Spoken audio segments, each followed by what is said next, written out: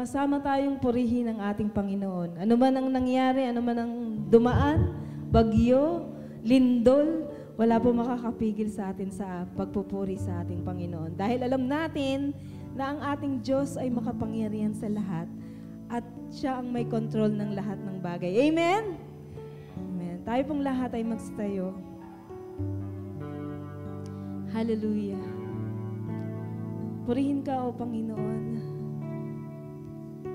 Hallelujah. Karapat-dapat kang purihin at sambahin ng iyong mga nilalang.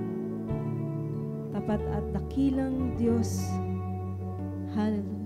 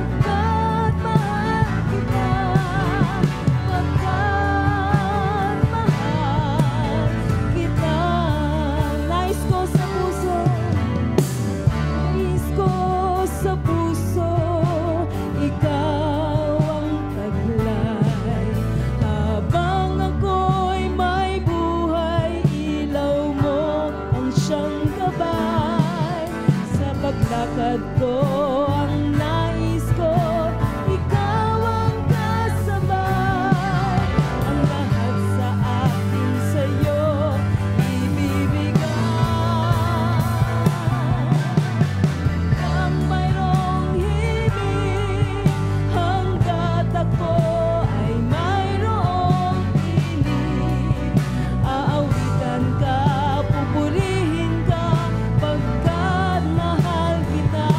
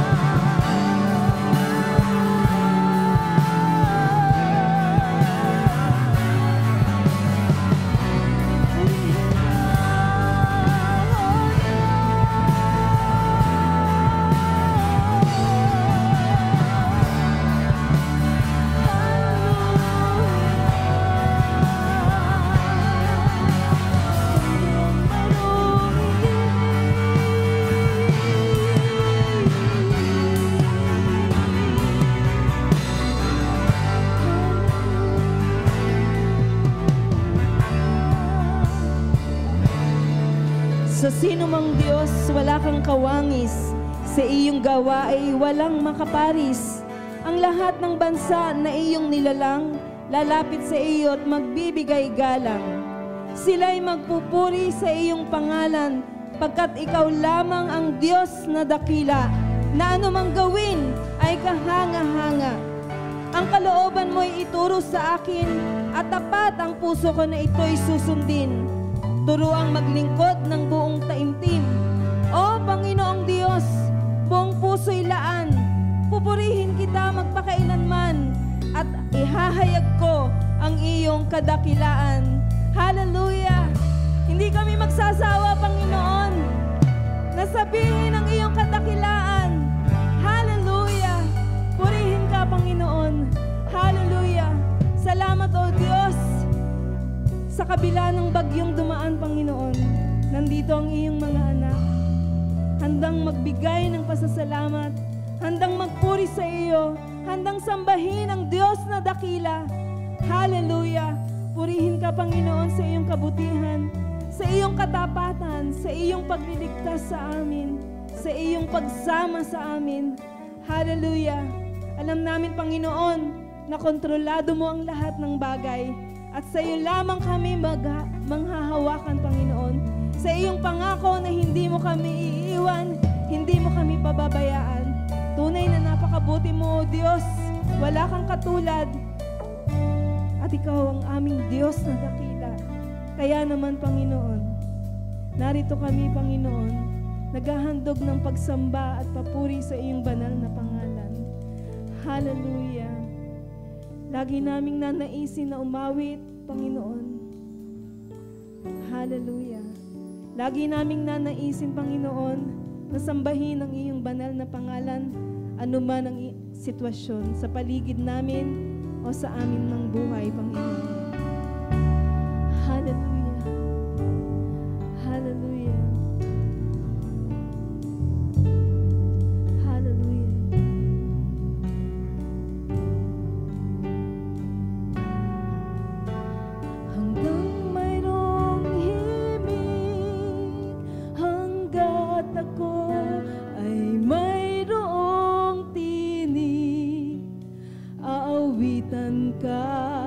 Pupurihin ka pagkat mahal kita. Hanggang mayroong himig, hanggat ako ay mayroong tinig. Aawitan ka, pupurihin ka pagkat mahal kita.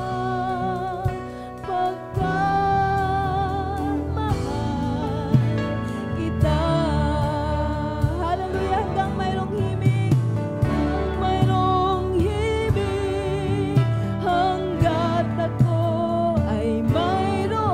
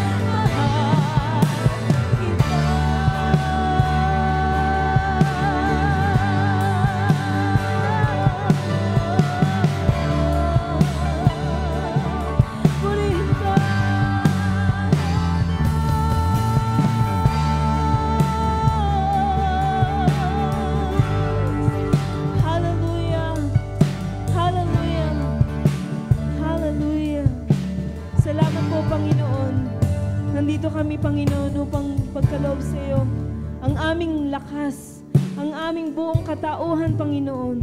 Gamitin mo kami, mightily, Panginoon. Hallelujah. Magliwanag kami, Panginoon. Maging asin at ilaw, Panginoon, sa sanlibutan. Na Ikaw ang makilala, Panginoon. Ikaw ang mahayag at mataniyag, Panginoon. Salamat sa iyong kabutihan. Salamat sa iyong katapatan, O God. Hallelujah! Purihin ka, Panginoon. Hallelujah! Sa iyo ang pinakamataas na papuri at pagsamba sa tanging pangalan ni Jesus. Amen! Hallelujah! Hallelujah! Praise the Lord!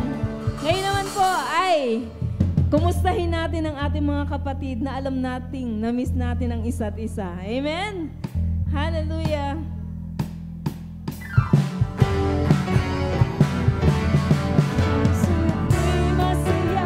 Kasama ko kayo, sa Diyos umiibig.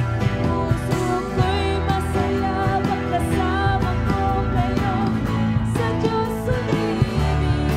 Kahit ang pagpasnan ng kanyang garawin, ang Diyos ang pinupuri natin. O ako'y masaya pagkasama ko kayo, aking sa Diyos ay umiibig.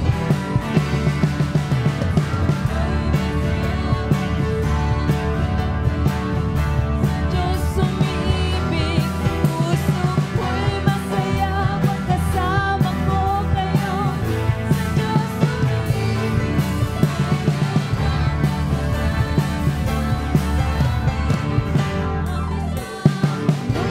Natin mo ako'y masaya pagkasama ko kayo, aking sa Diyos ay umiibig. Puso ko'y masaya. Masaya pagkasama ko kayo, sa Diyos umiibig. Puso ko'y masaya pagkasama ko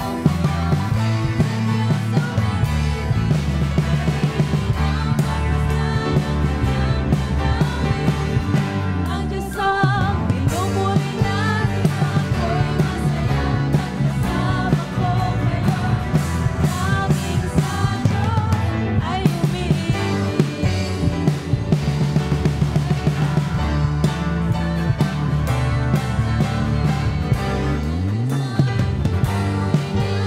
Ako'y masaya pagkasama ko kayo, tanging sa Diyos ay umiibig. Amen. Hallelujah! Hallelujah! Alam ko po na excited na ang lahat sa pagpupuri sa ating Diyos na buhay. Amen. Amen. Tayo po ay magpupuri sa ating Panginoon. Ano man ang sitwasyon sa ating paligid, ano man ang nangyari sa atin sa buong isang linggo, ang Diyos po ay dakila, ang Diyos po ay tapat sa mga pangako niya. Amen. Nagagalak mo ba ang lahat na magpuri sa ating Diyos na buhay? Amen. Hallelujah. Palakpakan po natin ang malakas ang ating Diyos na buhay. Hallelujah. Praise the Lord. Isang hapon sigaw. Praise the Lord. Hallelujah.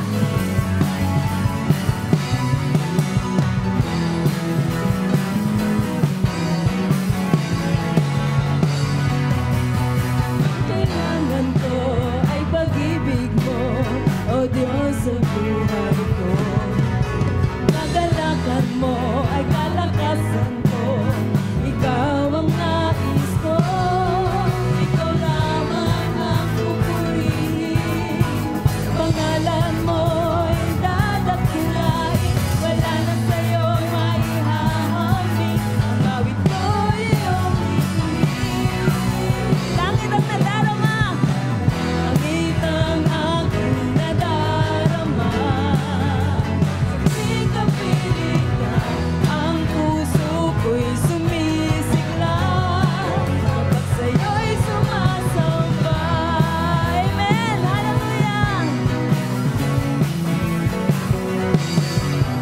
Kailangan ko ay pag-ibig mo, O Diyos sa buhay ko.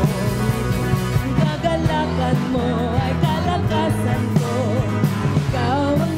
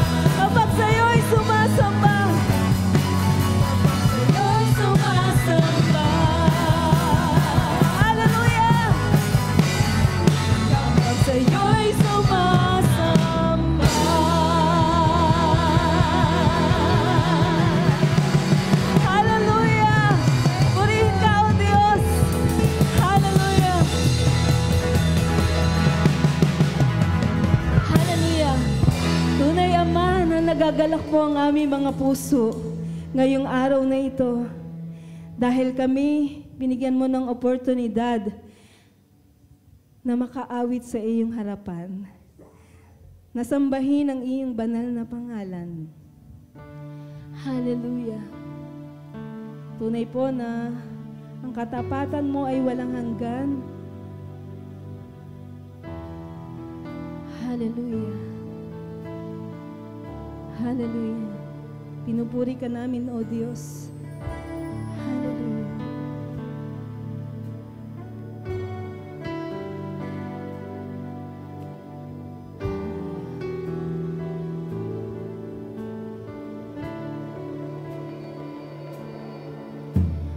Walang hanggan, katapatan sa buhay ko'y lagi mong laan. Narito dahil sa biyaya mo, habang buhay magpupuri sa iyo. Walang hanggan, walang hanggan, katapatan sa buhay ko'y lagi mong laan. Narito dahil sa biyaya mo, habang buhay magpupuri sa iyo. Pupurihin ka sa awit, itataas ang aking tinig, itatanghal sa buhay ko'y tanging ikaw, O Diyos. Higit pa sa kalangitan ang iyong kalwalhatian, kadakilaan mo'y di mapapantayan. Walang hanggan, walang hanggan, katapatan, O Diyos, sa buhay ko'y lagi mong laan. Narito dahil sa biyaya mo, habang buhay magpupuri sa iyo. Pupurihan ka sa awit, itataas ang aking tinig, itatanghal sa buhay ko'y tanging ikaw, O Diyos. Higit pa sa kalangitan ang iyong kalwalhatian, kadakilaan mo'y di mapapantayan. Pupurihin ka sa awit, itataas ang aking tinig, itatanghal sa buhay ko'y tanging ikaw, O Diyos. Higit pa sa kalangitan ang iyong kalwalhatian, kadakilaan mo'y di mapapantayan.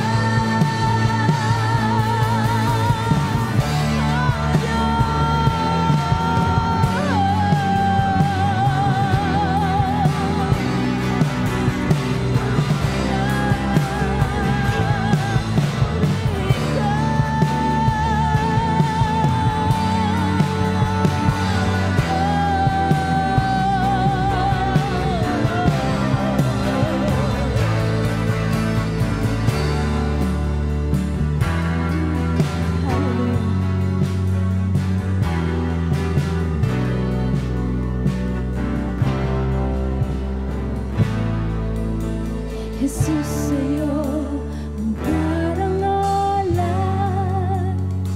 kapangyarihan ngayon at magpakailanman. Jesus, sa'yo ang kapurihan,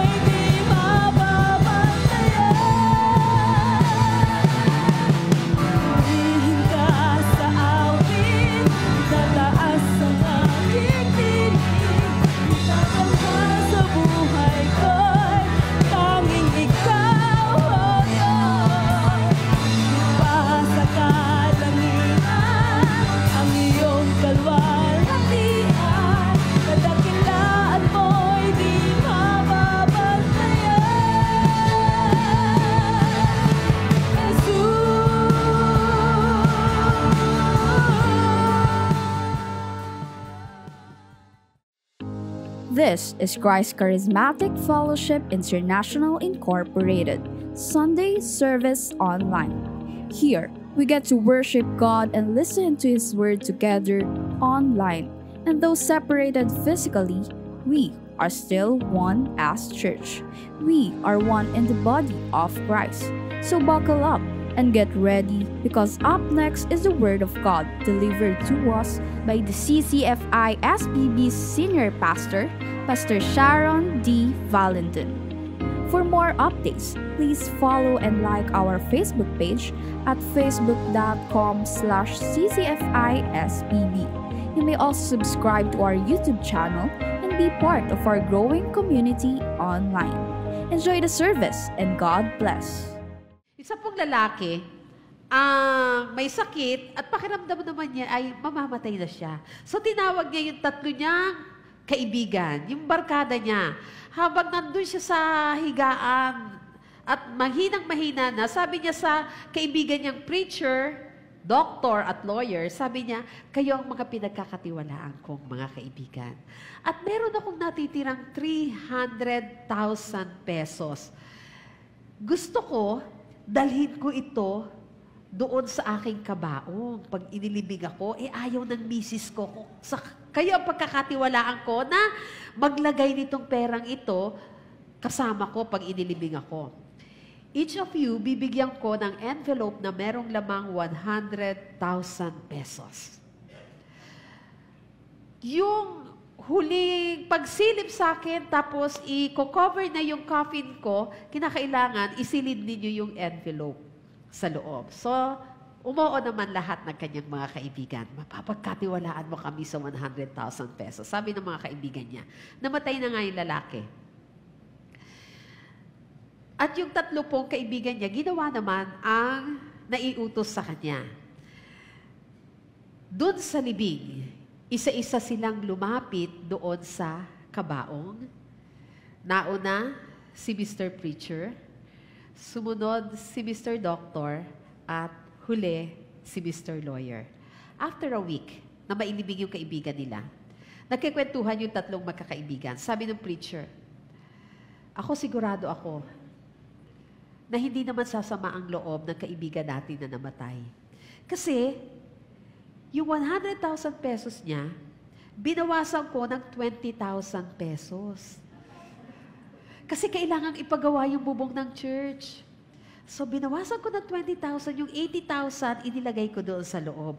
Siguro naman maiintindihan niya ako.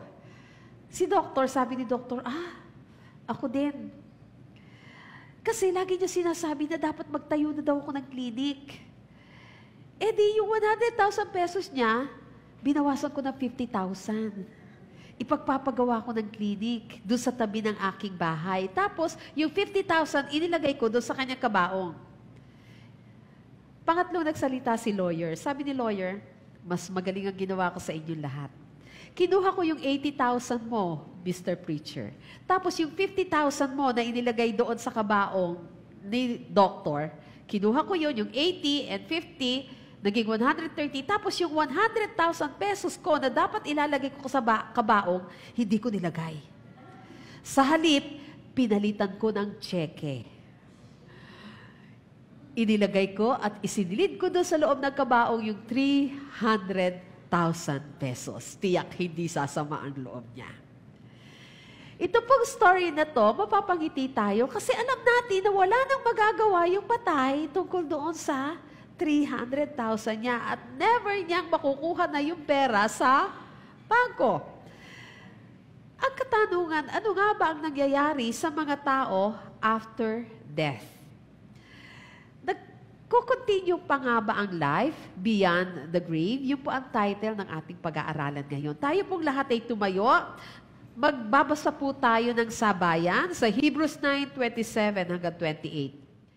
And just as each person is destined to die once, and after that comes judgment, so also Christ was offered once for all time as a sacrifice to take away the sins of many people. He will come again, not to deal with our sins, but to give salvation to all who are eagerly waiting for Him. Anong gagawin natin beyond that grave? Let's pray. Heavenly Father, alam namin na darating ang panahon, lahat din kami, Panginoon, ay patungo doon. Pero isang bagay ang alam namin, Panginoon, na Ikaw, na Diyos namin, na pinagkakatiwalaan namin, ang patuloy na sasama sa amin, at Ikaw ang nangako na magbibigay sa amin ng isang buhay na walang hanggan. Kaya sa oras na ito, sa pag-aaralan po namin ng iyong banal na salita, patuloy kang mag-usap, patuloy mo kaming buksan ang aming mga puso at isipan, at Ikaw ang maghari sa aming mga buhay. Sa kalagitnaan po namin, Panginoon, magugusap ka. Sa pangalan ni Jesus, amen and amen. Palakpakan natin ang Panginoon. Ang kamatayan po is something na haharapin natin lahat. Sabi nga ng isang statistics, kahanga-hanga daw ang statistics tungkol sa kamatayan. 100 out of 100 people will eventually die. Dahil ang kamatayan po is no respecter of persons. Bata ka man, matanda ka man, maaaring may sakit o napaka-healthy sa tingin natin pero biglang namamatay. Merong mga maalaga sa katawan, merong palaging nag-e-exercise, tama ang ginagawa, malusog sa katawan nila, pero magugulat na lang tayo. Hindi nila ma-extend yung kanilang mga buhay dahil wala pong makapipigil sa bawat isa sa atin sa kamatayan. Mayaman man yan o mahirap, mabait o hindi ganong mabait, mamamatay at mamamatay ang lahat. Si Benjamin Franklin, ang US founding father, ang sabi niya, there are only two things certain in life, death and taxes. Pero, mas sigurado po tayo sa kamatayan kaysa sa taxes. Kasi itong mga taxes na to, pwede itong lokohin ng mga magagaling sa math. Pwede nilang dayain yung pagbibigay nila ng tax. Pero ang kamatayan, never nating madadaya yan. Pag oras mo na, oras mo na. Wala kang ligtas. Hindi natin sila mapipigilan. Minsan sinasabi, napopostpone ang kamatayan dahil sa galing ng sensya natin ngayon, pero hindi mo siya mapipigilan. Ang katotohanan, ako at ikaw, someday we will all die. Wag nga lang sana ngayon. Ano nga bang mangyayari kapag tayo ay namatay? Ano mangyayari beyond that grave? Ang kamatayan po sa iba, ang sabi nila, kapiling na siya ni God. Ang kamatayan sa iba, nakita na niya ang kanyang maker. Nananahimik na siya, nagre-rest in peace na siya. Totoo nga kaya na lahat ng namamatay ay nagre-rest in peace? Bisa sinasabi natin, see you in the rapture. Totoo nga kaya na lahat ng namamatay ay makikita natin sa rapture? Nakikita nga kaya ng mga namatay tayo ngayon kung ano ang ating mga ginagawa? Hindi. Yung bang mga itinitirik nating mga kandila ay nagiging guide para doon sa mga namatay? Kasi sabi nila, magtirik daw ng kandila para sa kanilang paglalakbay for 40 days ay merong liwanag. Namamasyal nga ba ang mga kaluluwa for 40 days after nilang mamatay? Nakikita nga kaya nila ang power ng ating Panginoon? Yes. Para maintindihan po natin kung ano ang nangyayari beyond the grave, simulan natin pag-usapan kung ano nga ba yung hindi mangyayari when we die. Pag-usapan natin ang 3 misconceptions about death. Ang una, misconception number 1, kasi ang sinasabi po ng iba, death is the end of existence. Kapag ikaw daw ay namatay, you simply cease to exist. Ang tawag po dito ay, sa belief na to ay annihilation. Isang belief na nagsistate na wala kang makukuha beyond this life. Once your life is over, dito sa daigdig, it is over. Wala nang existence. Pero pag Bible po ang binasa natin, totoo nga kaya ito? Sabi sa Genesis 25:8, He breathed His last and joined His ancestors in death.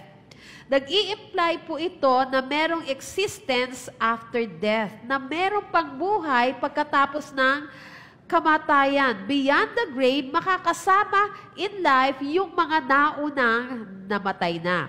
Kaya po, ang death ay hindi end ng isang existence ng isang tao. Minsan po, si C.S. Lewis, naglalakbay siya sa sementeryo, may nakita siyang epitaph sa isang libingan. Nakasulat po doon, "Here lies an atheist, all dressed up, and no place to go." Bihis na bihis, walang patutunguhan. Siguro, yung nagsulat nito, akala niya nakakatawa yung sinulat niya. Siguro ngayon, tignan natin kung tumatawa nga siya doon sa buhay niya ngayon. Minsan, may mga tao na nagsasabi na sa susunod na life, magre-reincarnate ako into something or someone else. Ang reincarnation po, ito ang second misconception tungkol sa kamatayan. Ang belief na to ay nagsistate na once your life ends, immediately magsa-start ka ng isa pang buhay. Para siyang isang pag-akyat sa hagdanan para maging one with the universe. Magre-reincarnate ka into an animal, isang lion, kapag ka ikaw ay mabuti at mabait dito sa daigdig, tapos magiging lion ka, pag magaling ka na lion, pagka nabuhay ka ulit, mayaman ka na. Ganun daw yun. Pagka naman hindi ka ganong kabait, magiging ipis ka, tatakbo ka sa mga tao, lilipad ka sa mga tao, kasi ipis ka dahil naging masama ang buhay mo nung ikaw ay tao. Noong 18th century, isa pong French prince na nagngangalang Louis Henry de Bourbon ang nagtayo ng isang expensive at mamahaling napakalaking mansyon. Ito pong mansyon na ito ay mansyon ng mga kabayo. Kasi itong mayaman na prinsipe na to, naniniwala siya na pag namatay siyang uli, ay magiging isa siyang kabayo.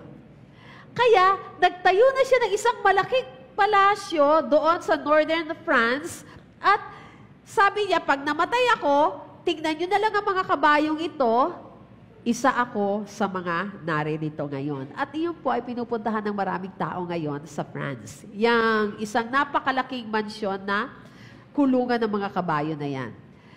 Ang reincarnation po, pag Bible ang ating babasahin, ito po ay isa lamang fairy tale. Dahil ang sabi ng Hebrews 9:27, each person is destined to die once and after that comes judgment. Isa lang ang buhay. Totoo. You only live once and after that, meron pa ulit na buhay, kung buhay na walang hanggan o isang buhay na walang hanggan doon sa langit o isang buhay na walang hanggan na kaparusahan. Dahil merong judgment na haharapin ang lahat ng mga tao na nangamatay. Sabi ng iba, yung misconception number 3, meron daw second chance after death. Dahil super bait daw si Jesus Christ, ang ating Heavenly Father, si Jesus Christ at ang Holy Spirit, kaya hindi hahayaan ng God na mapapunta sa impyerno ang sino man sa atin. So bibigyan ng Panginoon ng chance ang lahat ng mga tao dito sa buhay na to para makapunta sa langit. Ang tawag po sa misconception na yan ay universalism. Dahil daw super bait ng God, yes, super bait ng ating Panginoon. Super mapagmahal ang ating Panginoon. Pero ang ating God is a just God. Sabi sa Hebrews 9:27, and just as each person is destined to die once, and after that comes judgment. Merong judgment na susunod dahil hindi hahayaan ng Panginoon na kapag hindi mo tinanggap si Jesucristo bilang sarili mong Diyos at tagapagligtas, ay pumunta ka rin sa langit. Hindi mo pwedeng basta-bastahin ang buhay mo dito sa daigdig.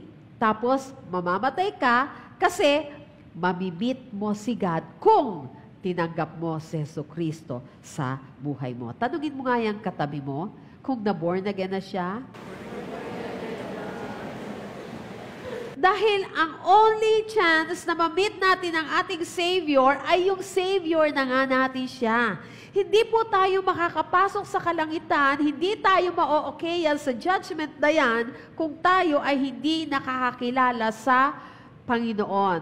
And after death, beyond that grave, wala nang second chance.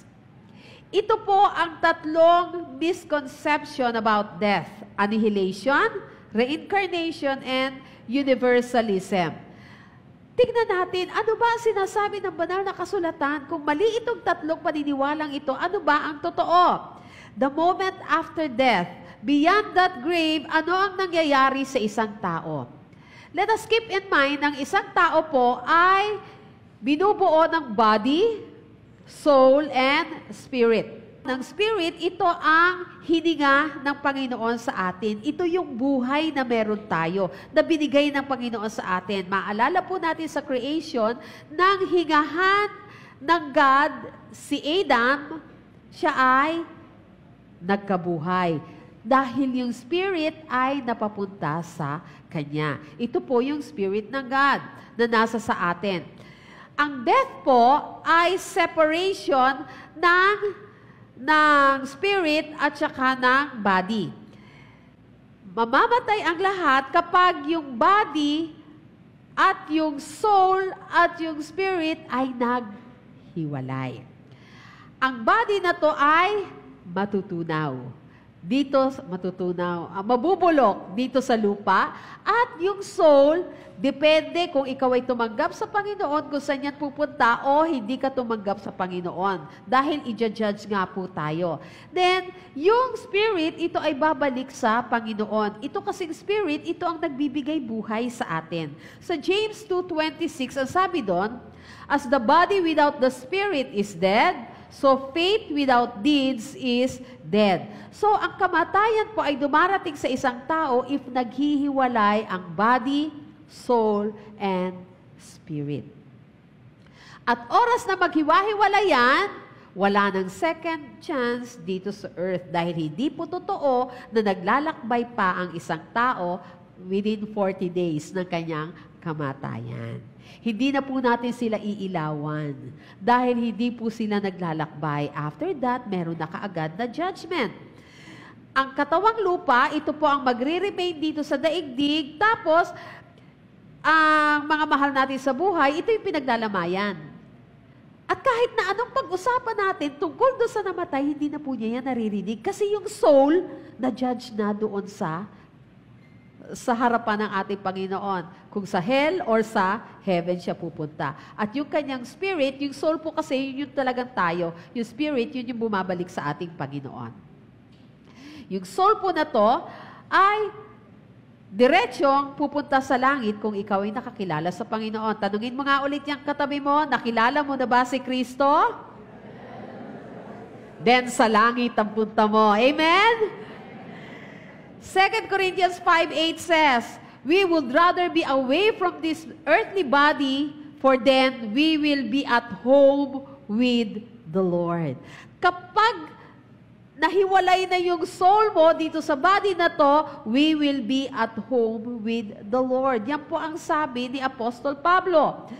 Yung soul na nag-depart ay ng mga believer ay maghihintay sa kalangitan until sa second coming ni Jesus Christ. Kasi yung mga nakakilala sa Panginoon na pupunta doon sa kalangitan after ng kamatayan ay muling babalik dito sa daigdig bilang army ng ating Panginoon. Kung matatandaan niyo po yung mga lessons natin tungkol sa rapture, na mas mauunang mabuhay, umakyat sa langit yung mga nangamatay, kasi yung spirit nila, yung soul nila ay muling babalik. Tapos tatayo sila, mauna silang mag-meet sa Panginoon kaysa sa atin na nabubuhay pa pagdating ng ating Panginoon. Kung nabubuhay pa po tayo. 1 Thessalonians 4:14-16 says, when Jesus returns, God will bring back with Him the believers who have died. For the Lord Himself will come down from heaven with a commanding shout, with the voice of the archangel, and with the trumpet call of God.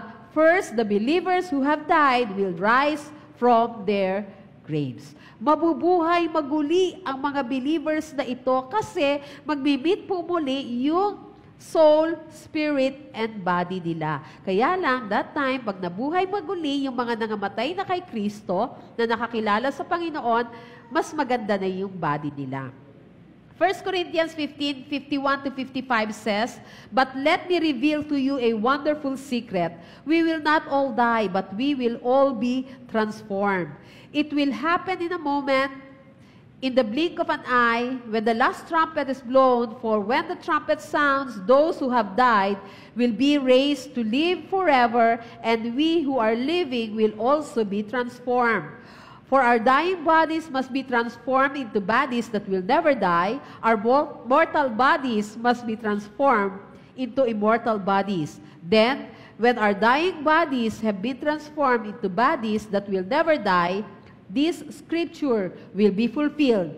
Death is swallowed up in victory. O death, where is your victory? O death, where is your sting?" Ang resurrected bodies po ng mga nangamatay na kay Kristo ay magiging imperishable. Magiging perfect in every way. Hindi na magkakatagyawat, hindi na manghihina, hindi na magkakaroon ng sakit o karamdaman, hindi na masusugatan, hindi na tatanda, at hindi na mamamatay. May sagot na tungkol doon sa mga wrinkles na meron tayo.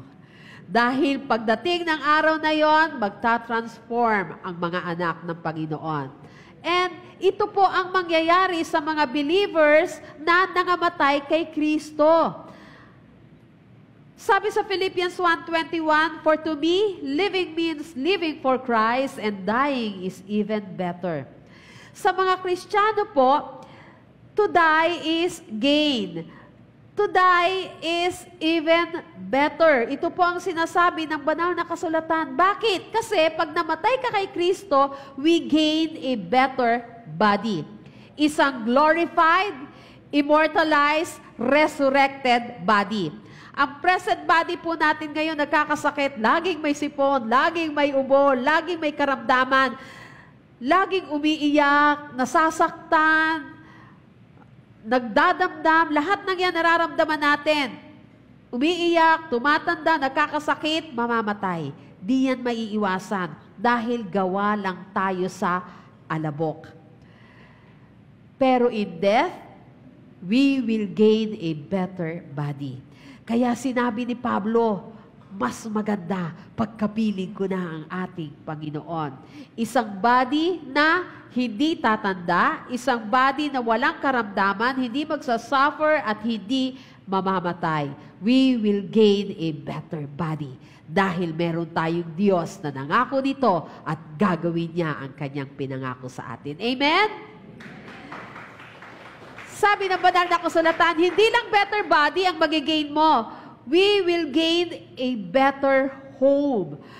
Kahit na anong ganda ng bahay mo ngayon, kahit anong linis niyan.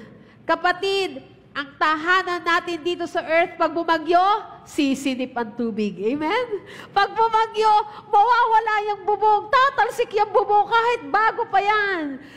Pag bumagyo ng malakas, naku, babahain at babahain.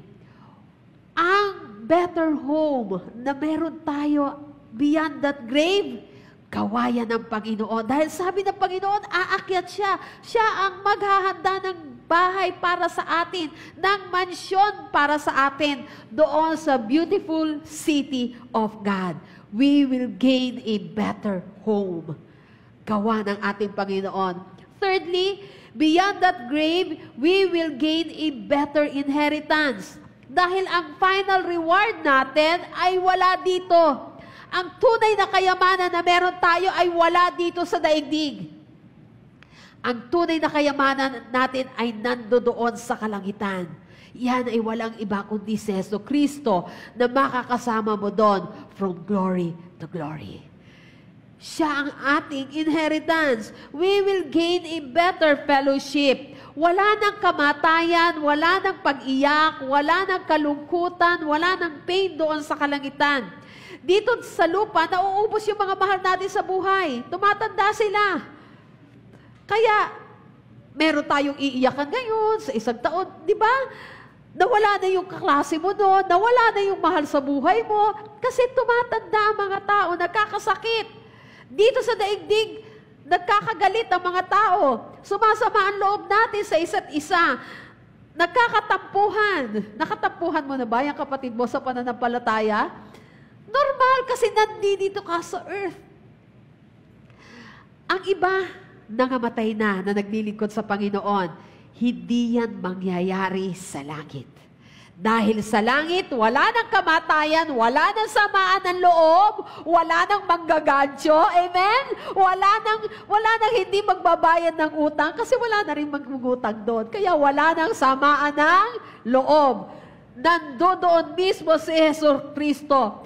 Kaya, sinasabi ni Pablo sa Philippians 1:21, "For me to live is Christ and to die is gain." Para sa mga anak ng Panginoon, if living means living for Christ, then dying is even better. Para sa mga anak ng Diyos, if living means money, then dying means losing kasi hindi mo madadala ang kayamanan na yan. Kung ikaw ay anak ng Diyos and living means self, yung sarili mong iniisip mo, then dying is losing kasi mabubulok lang ang katawang lupa na yan. Para sa mga anak ng Panginoon, if living means reaching your ambition, to the point na nasasaktan mo na ang lahat ng mga tao sa paligid mo, then dying is losing. Kasi kahit maabot mo ang ambisyon mo na yan, pag namatay tayo, maiiwan din ang lahat ng yan. If living means sin, then dying is losing. If living means living for Christ, then dying is even better. Yan ang sinasabi ni Pablo.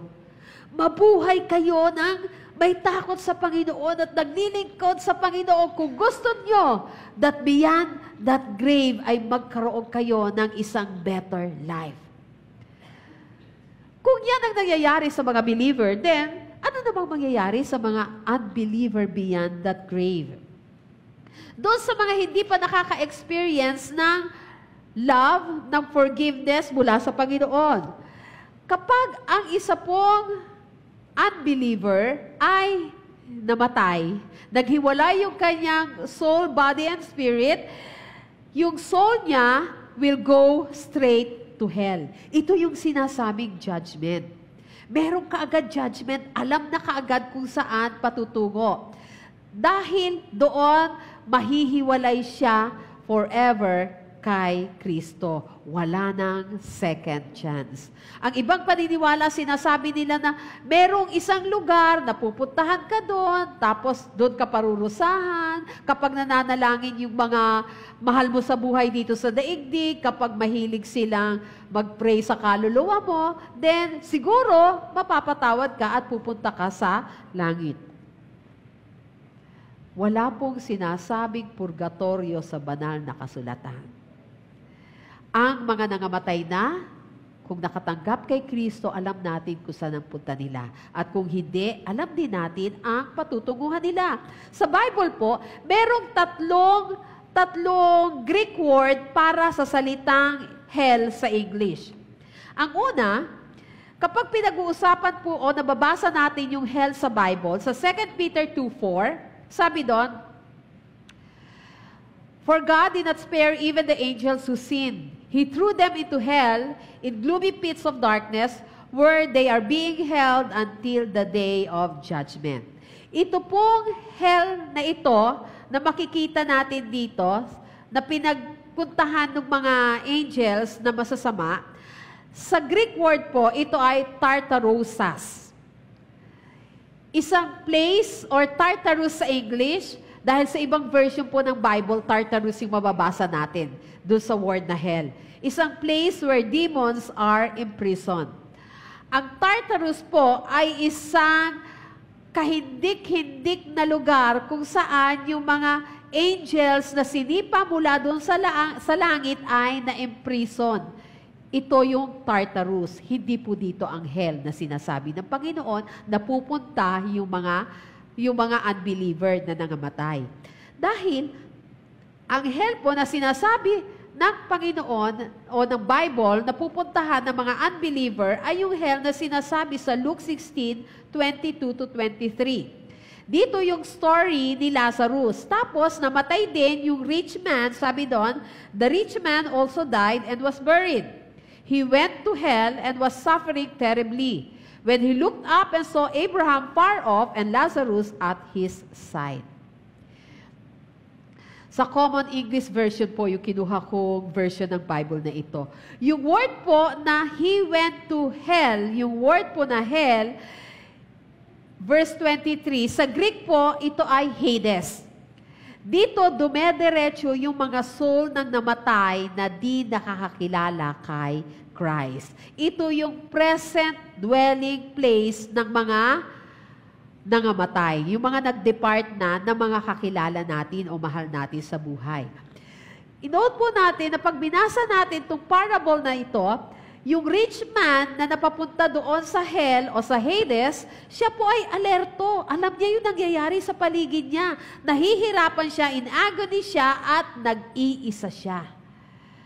Dahil ang Hades po, kahit maraming nandoon, feeling mo talaga, nag-iisa ka. Sa Hades, alam mo ang nangyayari sa paligid mo, nasasaktan ka, nandoon yung 5 senses mo, at maghihirap ang taong mapapapunta doon. Ang Hades po ay isang temporary holding cell. Kung baga dito sa atin, kapag isang kriminal ay ikukulong mo, tapos maghihintay siya doon ng kanyang sentence.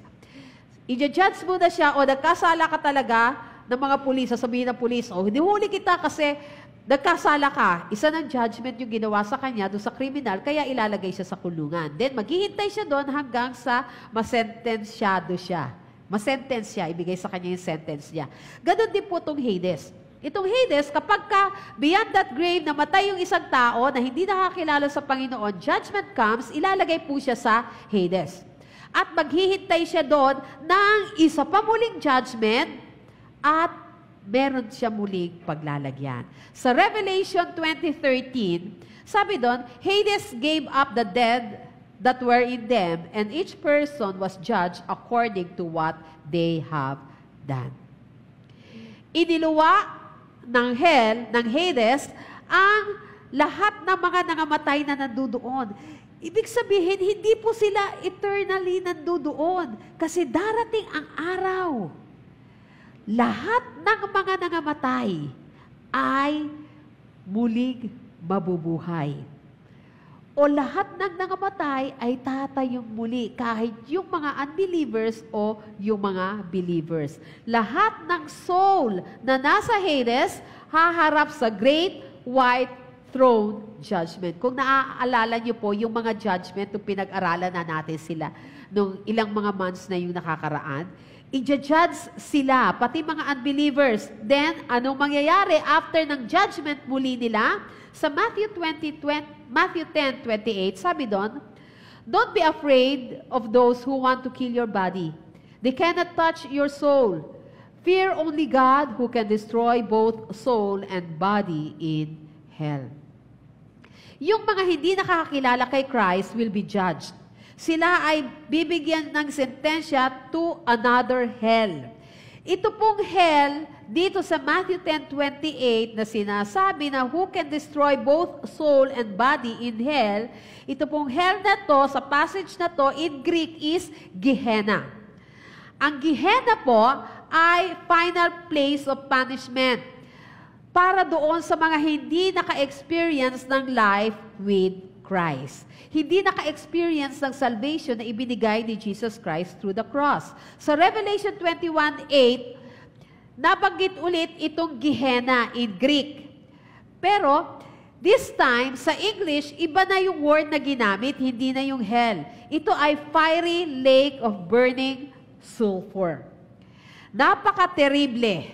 Kahindik-hindik ang mangyayari doon sa mga sinners dito sa second death, dito po sa burning, fiery lake of burning sulfur na ito. Ito ang mangyayari sa mga nangamatay na hindi nakakilala sa Panginoon. Kaya anong dapat nating gawin bilang mga anak ng Panginoon? Anong dapat nating gawin kung hindi pa tayo sure sa salvation na tinanggap natin? Anong dapat nating gawin kung tumatalikod tayo sa Panginoon? Wala nang second chance. Darating ang death nang hindi natin napapaghandaan. Anong kinakailangan nating gawin? The best way to beat death is Jesus. Kinakailangan mong ibigay ang iyong puso at ang buhay mo kay Jesus Christ. Sabi sa banal na kasulatan, John 11:25-26, I am the resurrection and the life. Anyone who believes in me will live even after dying. Everyone who lives in me and believes in me will never, ever die. Do you believe this? Ito ang oras, sinasabi ng Panginoon, to give your heart and life to Jesus. Dahil ang promise ng Panginoon, kung tatanggapin mo siya bilang sarili mong Diyos at tagapagligtas, kung mananatili mo siyang tinanggap bilang sarili mong salvation and Lord ng buhay mo, ang promise niya ay victory over death sa lahat ng nananampalataya sa Kanya. So give your heart and life to Jesus. Kung hindi ka pa nakakapagbigay ng buhay mo sa Kanya, ibigay mo yan sa Kanya para maging secured ka sa patutunguhan mo after death. Pangalawa, ang tanging way, ang tanging paraan, ang pinakamagandang paraan to beat death is through Jesus Christ.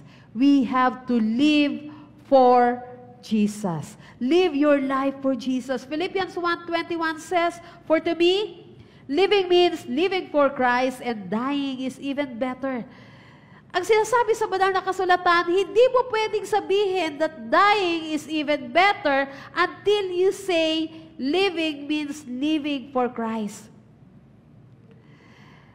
Si Jesus Christ po ay nagbibigay sa iyo at sa akin ng lahat ng reason not to fear death. Binibigyan tayo ng lahat ng reason para i-embrace at i-enjoy natin ang buhay na ito. Kaya kinakailangan, we have to live our life for Jesus every single day of your life. Huwag kang tatalikod.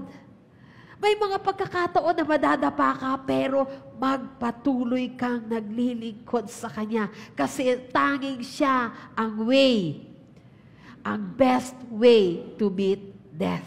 Revelation 3:5 says, And all who are victorious will be clothed in white. I will never erase their names from the book of life, but I will announce before my Father and His angels that they are mine. This is the best way to beat death. We have to be in Jesus.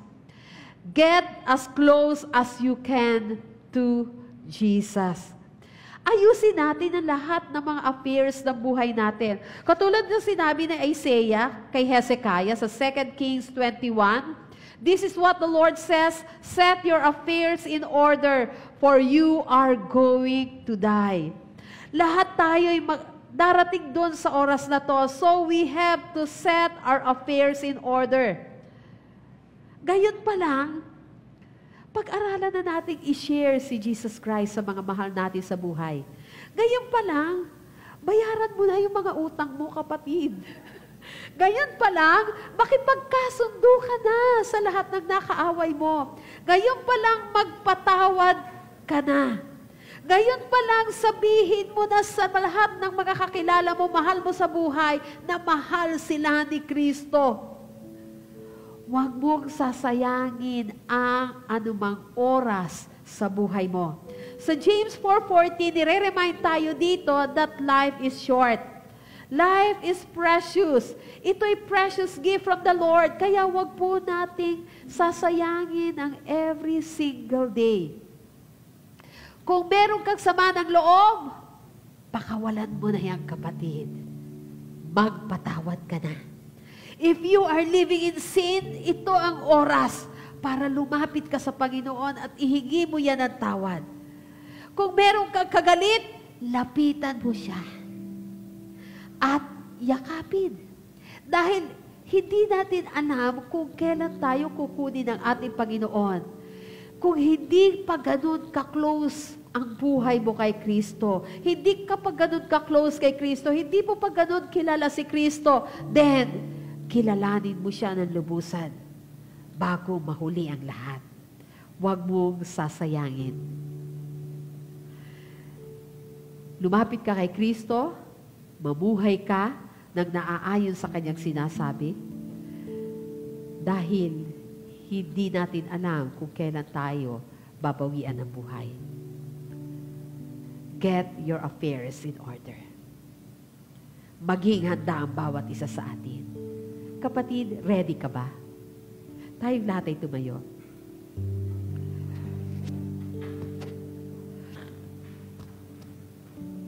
Pwede ba sabihin mo ngayon sa Panginoon, God, gusto ko maging ready. Darating at darating ang kamatayan sa buhay ng tao. Masasabi mo ba sa sarili mo na hindi ka takot mamatay kasi alam mo kung sino naghihintay sa iyo beyond that grave? Ano nga ba ang mangyayari sa iyo after death? Gayon pa lang, get your affairs in order. Siguraduhin mo na natanggap mo si Kristo sa buhay mo. Siguraduhin mo. Huwag mong sabihin, siguro po, hindi po ako sure eh. Siguraduhin mo kapatid ngayon. Manampalataya kay Kristo. Maglingkod ka sa Kanya. Ibalik mo yung dati mo sigla na paglilingkod sa Kanya. Na kahit anong bagyo ang dumating, tanging si Kristo at si Kristo pa rin ang mananatiling Savior mo. Heavenly Father, salamat po sa iyong banal na salita. Na bilang mga anak mo, meron kaming assurance that beyond that grave, meron kaming life eternal with you. Jesus Christ, dahil alam namin na ikaw yung tunay na reward namin, ikaw yung tunay na treasure namin, gusto namin ngayon pa lang, we have to set our affairs in order. Kinakailangan ngayon pa lang, siguraduhin na namin na maging handa ang bawat isa sa amin. God, tulungan mo ang bawat isa sa amin na patuloy na lumapit sa iyo. Patuloy kang kilalanin ni Jesucristo bilang Savior namin, bilang Lord namin. Sundin ka namin sa lahat ng pagkakataon. Kasi tanging ikaw ang best way para magkaroon kami ng better life beyond that grave. Salamat sa mga paalala mo, O God. At ngayon, Panginoon, magiging handa din kami para sa mga mahal namin sa buhay. Na from now on, isi-share ka namin sa kanila. Dahil gusto namin, makasama namin sila beyond that grave. Isang buhay na kaigaya sa iyong kaharian, Panginoon. Lahat ng mga mahal namin sa buhay, Panginoon, isi-share namin sa kanila ang gospel. Dadalhin namin sila dito sa church para sila din, Panginoon, ay makakilala sa iyo na aming Savior. Para sila din, Panginoon, ay magkaroon ng kaligtasan. Ito, Panginoon, ang isang pasanin na gusto naming pasanin. Paglabas pa lamang namin ng gate na ito, Panginoon, ng church na ito, magsisimula na kami, Panginoon. Hindi kami mahihiya na i-share ang gospel in words and in deeds. Pakikita namin sa kanila, Panginoon, na ito ang buhay ng isang tao na binago mo. Salamat, Panginoon. Salamat sa buhay na walang hanggan. Salamat, Panginoon, sa better life beyond that grave with you. In Jesus' name, amen and amen.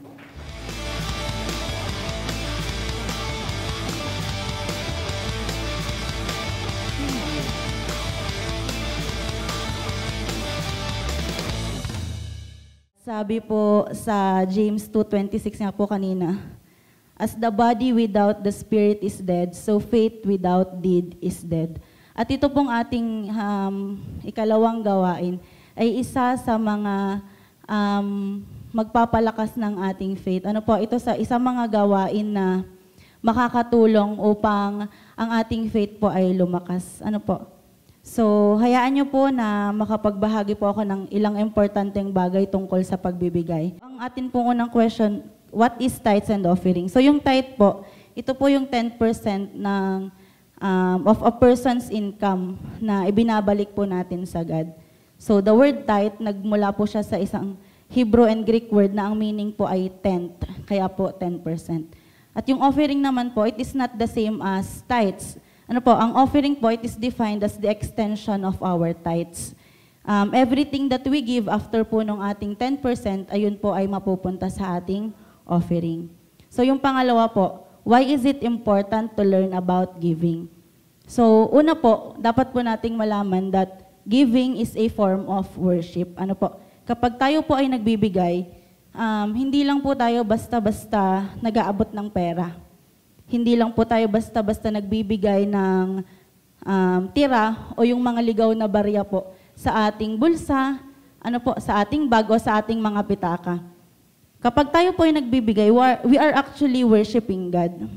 Let us acknowledge po na ang lahat ng meron tayo, kalakasan, kakayahan, at mga material na bagay dito sa mundo ay nanggagaling lahat sa Kanya.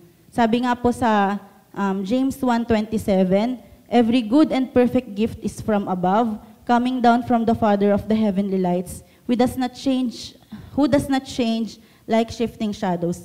At dahil 100% po ay galing sa God, ang pagbibigay po ng 10% ay pagbabalik lamang sa Kanya po. Ang pagbibigay natin ay ito po ay tugon sa kabutihan ng God sa ating buhay. At bilang pasasalamat po, atin pong i-practice ang palaging pagsunod at pagtitiwala sa Kanya. Lalo na po sa larangan ng pananalapi o ng ating pagbibigay. Number 2 po, God blesses a cheerful giver. Alam ko pong alam niyo na po ang sinasabi sa 2 Corinthians 9:7.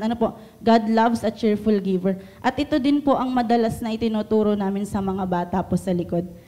Ang God po ay hindi tumitingin sa halaga ng ating mga ibinibigay, kundi sa puso natin sa pagbibigay. Di ba nga po, ang God po ang nagmamay-ari ng 100% at ano naman po yung 10% na kaya nating ibalik sa God kung tayo po ay in doubt sa Kanyang generosity, kung tayo po ay hindi bukal sa ating puso ang ating pagbibigay. Ibinabalik po natin ang 10% na blessing na ibinibigay niya sa atin dahil alam po natin na higit pa po sa 10% ang kayang ibalik ng God para sa atin. Ang pagbibigay po ng may kagalakan ay nagpapakita ng ating pananampalataya na hindi tayo kailanman kukulangin. At last po, yung giving po is a step of faith. Kapag tayo po ay nagbibigay, we are expressing our trust and faith sa provision ng God. Minsan nakakaramdam po tayo ng takot. Kapag nare-receive na po natin yung mga pera, minsan ay pag kinuwenta po natin, paano ako? Or kulang pa ito. Pero sabi po sa atin, sa Malakay 3:10, bring the whole tithe into the storehouse that there may be food in my house. Test me in this, says the Lord Almighty, and see if I will not throw open the floodgates of heaven and pour out so much blessings that there will not be room enough to store it. The Lord is challenging us po na mag-trust sa Kanya. At atin pong makikita kung paano yung ipoprovide niya ay beyond pa sa kaya nating i-imagine. So yung last question po natin ay, saan po ba ito ginagamit? Where is it used? Let us remember that we are blessed po to be a blessing. Ang pagpapala po na natanggap natin mula sa God ay hindi lang po para sa atin.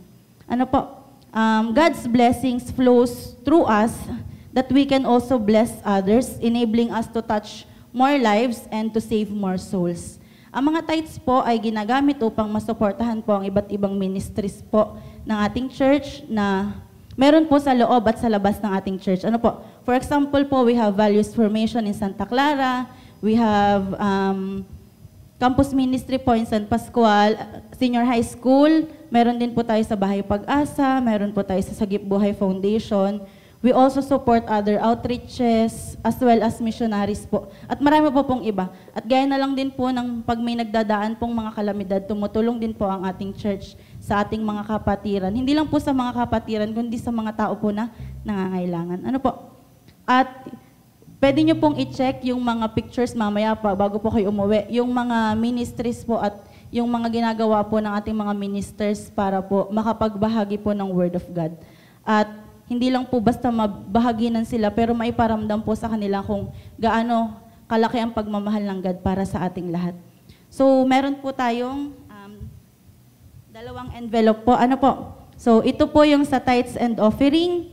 At ito naman pong isa ay yung para sa building fund po. So, ito naman pong building fund, it is another opportunity po na tayo ay makapag-contribute not just for the construction ng atin pong, yung physical construction po ng ating ipinagpe-pray na mas malaking church, pero for creating more space po para mas marami pa pong buhay ang madala natin dito at mas marami pa pong souls ang maligtas. Kaya po tayo po ay magbigay.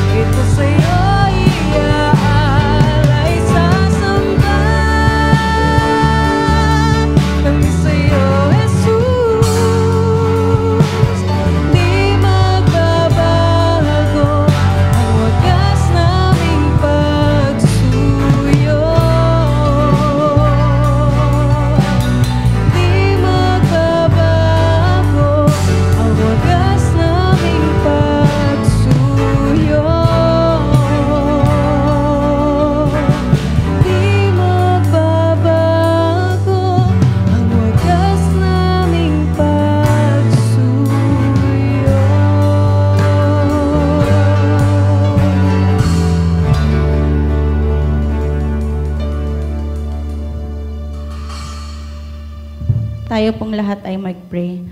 Ama naming Diyos na makapangyarihan sa lahat, Panginoon, maraming salamat po sa pagkakataon ito, Panginoon, na kami po ay makapagbigay.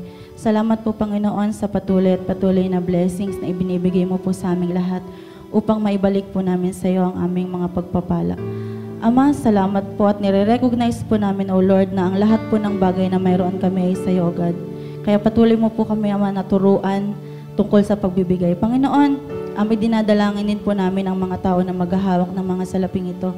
Panginoon, bigyan mo po sila ng wisdom, knowledge, and understanding upang ang mga salapi pong ito ay magamit lamang sa kalooban mo.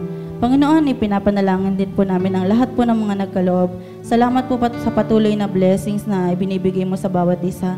Salamat po sa mga pagpapala na walang sawa at walang humpay mong ibinibigay.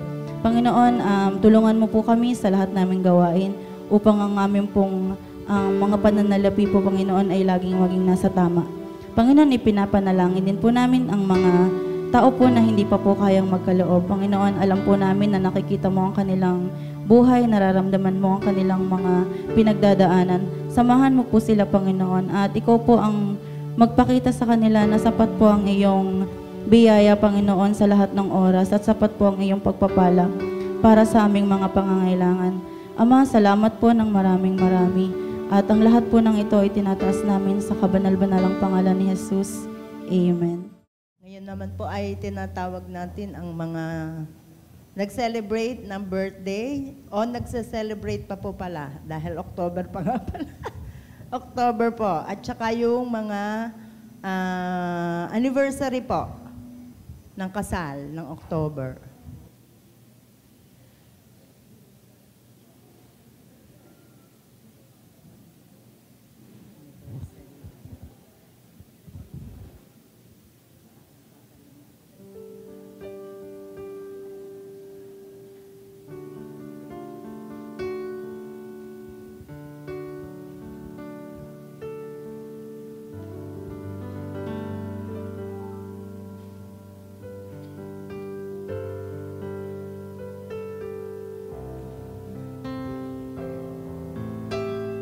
Sige po, yung mga nandini na atin ng isa-isahin. Ano pong birthday? Number 6 po. 21 po. Anniversary po. 16 and 10. 22 po. 1 po. Anniversary po. 18. Kay Karen po, 20. Kay Karen, 30. Kriana po, October 10, tas ako po 20. October 9 po. October 2 po. October 18 po. October 12. October 22 po. Birthday? Ano day? 21. Sige po. Ilehans po natin sila. Pag-pray natin sila sa Panginoon. Hallelujah. Pinupuri ka namin, O Diyos, sapagkat tunay na Ikaw ay mabuti at dakilang Panginoon. Napakabuti mo at kami ay binigyan mo ng mga kapatid namin na ngayon ay naririto at aming ipinagpe-pray sila, Panginoon. Salamat, Lord, sa iyong kabutihan. Alam namin, Panginoon, na sila'y narito sa church sapagkat gagamitin mo sila mightily, O God. Magiging katulong sila ng iglesyang ito upang palawigin ang inyong ministry, Panginoon. Makakasama namin sila, Panginoon. Susuporta sila, Panginoon, sa lahat ng gawain ng iglesyang ito, Panginoon, upang ang ministry ni Jesus Christ, ang Great Commission, Panginoon, ay mangyari, Panginoon. Hallelujah. Gayon nga, Panginoon, ang iyong kabutihan kung kaya hinihiling namin na kung gaano mo sila pinagpala sa taong ito, patuloy na hinihiling namin na lalo pa na palawigin ang pagpapala ninyo sa kanila, Panginoon. Spiritually, O God, sila'y lumago at patuloy na ang pananampalataya nila'y lumalim pa, Panginoon, hanggang sito'y mag-umapaw at kumalat sa lahat ng kanilang mapupuntahan, Panginoon, na mga areas, O God. Ito man ay sa trabaho, ito man ay sa lugar nilang kinatitirahan, Panginoon, at kahit saan man sila makarating, ang bukang bibig nila ay ikaw at mahahawa ang mga tao na makakasalamuhan nila ng kanilang pananampalatayang kaloob mo sa kanila, Panginoon. Ganon din naman ang mga pisikal nilang pangangatawan ay pagpalain po ninyo, kalakasan ay pagkaloob po ninyo. Salamat sa pagpapagaling na kaloob po ninyo sa kanila. Kung meron silang mga dinaramdam na karamdaman, Panginoon, alam namin ikaw ang aming great physician, O God. Hindi man may paliwanag ng siyensya kung paano ka magpagaling, kami naniniwala ng kagalingan ay pagkakaloob mo sa kanila. At napakapalad namin sapagkat kami nga po ay may Diyos na katulad mo, Panginoon. Ganon din naman sa wisdom and knowledge, O God, at understanding, O Lord. Pagkakaloob mo sa kanilang lahat ito, upang sila man ay estudyante, magtatrabaho, Panginoon, businessman, O God, sila ay magkakaroon ng kaunlaran sa pamamagitan ng bigay mo sa kanilang knowledge, wisdom, and understanding. At ang mahahayag sa buhay nila ay walang iba kundi ikaw. Ikaw na aming Diyos na dakila, na nagkakaloob ng lahat naming pangangailangan. Napakabuti mo nga po, Panginoon, kaya patuloy ang pasasalamat namin sapagkat alam namin na mga kapatid namin ito'y pinagpapala mo upang maging channel of blessing, O God. Patuloy man ay pagkaloob mo sa kanila ang desire ng kanilang puso at abutin nga po nila ang mga taong hindi pa nakakakilala sa inyo, Panginoon. Unay sa family, pangalawa ay sa susunod na mga kalapit nilang, Panginoon, ng mga barangay, O God. Hallelujah. Lord, Sa iyo lamang namin ipinagtitiwala ang ang mga ninanasa ng kanilang mga puso, Panginoon. At yung mga attitude nila, Panginoon, na inaakala mo rin, Panginoon, na hindi align sa iyo, O God, pati ito'y aming inilalapit sa iyo, na maging magandang patotoo sila, O Lord. Ang lahat ng lalabas sa kanilang labi ay pawang pag-ibig, Panginoon. Ang lalabas sa kanilang gawa ay pag-ibig na mula sa iyo, Panginoon. At mapapagpala ang lahat ng makakasalamuhan nila, O Diyos. At magagamit nga po itong mga taong ito, Panginoon, sa iglesyang ito upang lalo pang pag-ibayuhin ang amin po, Panginoon, na minandato mong Great Commission, Panginoon. Marami pong salamat, Lord. Ito lamang po ang aming dalangin at samo. Sa iyo lang ang pinakamataas sa papurit parangal sa tanging pangalan ng Panginoong Jesus. Amen. Praise the Lord! Lahat po ba ay na-bless? Amen! Amen! Palakpakan po natin ang ating Panginoon. Tayo pong lahat ay magsitayo at muli po natin pupurihin ang ating Diyos na buhay. Palakpak po sa ating Diyos na buhay. Hallelujah! Praise the Lord! Hallelujah! Tunay po na napakasayang magpuri sa ating Panginoon. Amen! Amen! Amen! Hallelujah!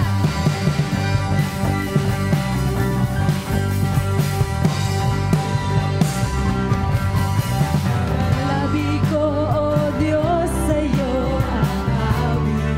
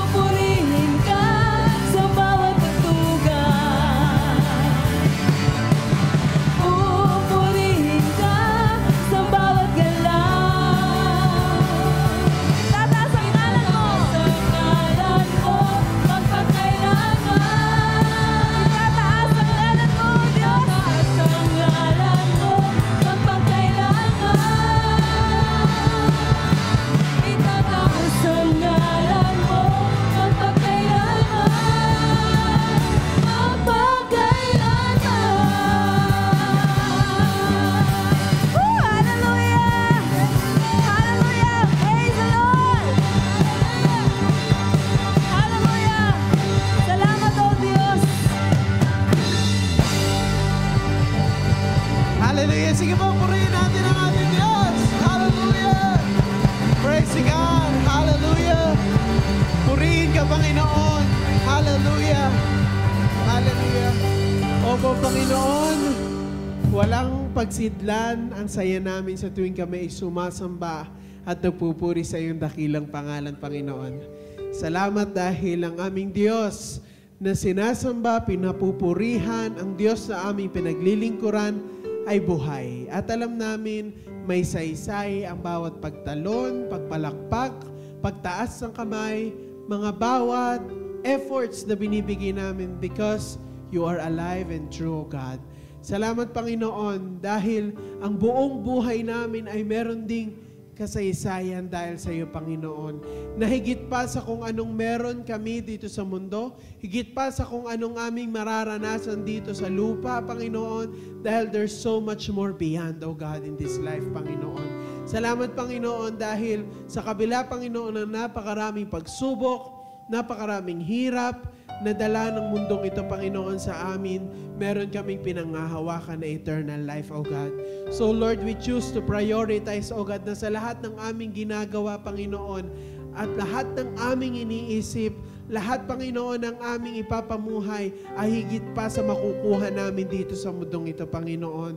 Lord, we live, O God, for you, O God.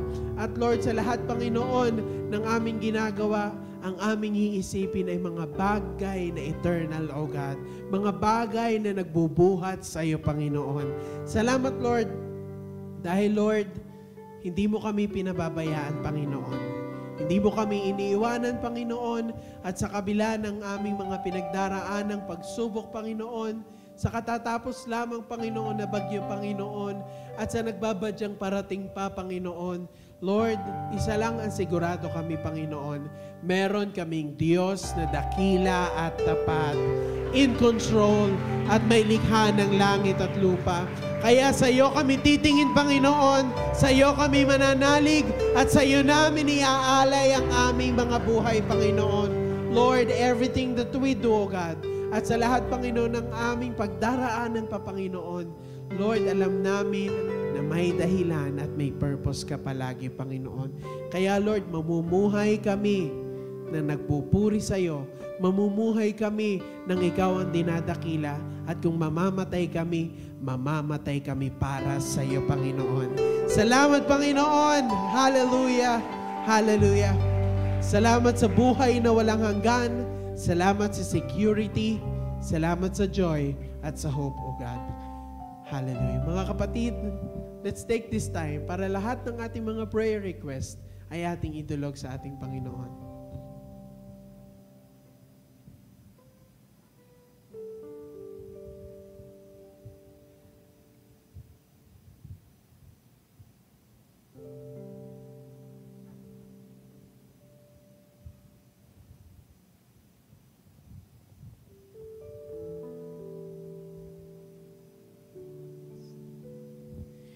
Panginoon, salamat po sa patuloy mong pagtugon sa aming mga dalangin.